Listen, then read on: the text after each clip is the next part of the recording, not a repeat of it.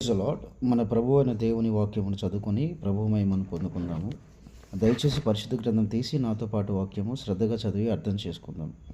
హెబ్రీయులకు రాసిన పత్రిక అధ్యాయం 10 వచనము.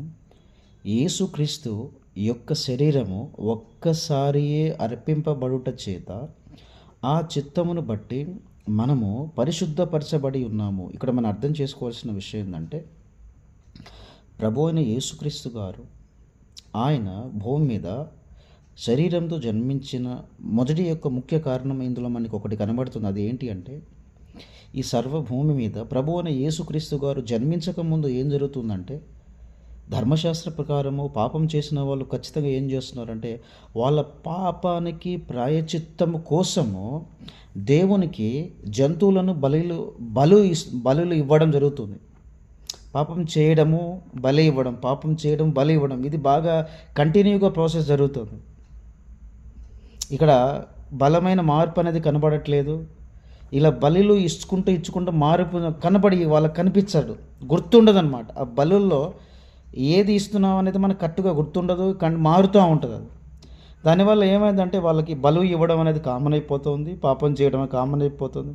కరెక్ట్గా గుర్తుండడు. అసలు ఎందుకు బలి ఇస్తున్నారు గుర్తుండట్లే. అసలు ఖచ్చితంగా గుర్తు ఉండే విధంగా ఇక్కడ ఒకటి పని జరిగింది. అదేవిధంగా ఇన్నిసార్లు బలు ఇవ్వకుండా ఒక్కసారే ఇచ్చే విధంగా దేవుడు ఒక కొత్త సిద్ధాంతాన్ని, ఒక కొత్త నిబంధన రాశారు. అదేంటి అంటే, ప్రభువు అయిన యేసుక్రీస్తు గారు ఈ సర్వ సృష్టి మొత్తం మీదను, ఆఖరికి దేవదూతల్లో కూడాను ఎవరైతే దేవునికి వ్యతిరేకంగా పాపం చేశారో వాళ్ళందరినీ దేవుడు తన దగ్గరికి తిరిగి తీసుకోవాలనుకునే ఒక మంచి కోరిక కలిగి ఉన్నాడు.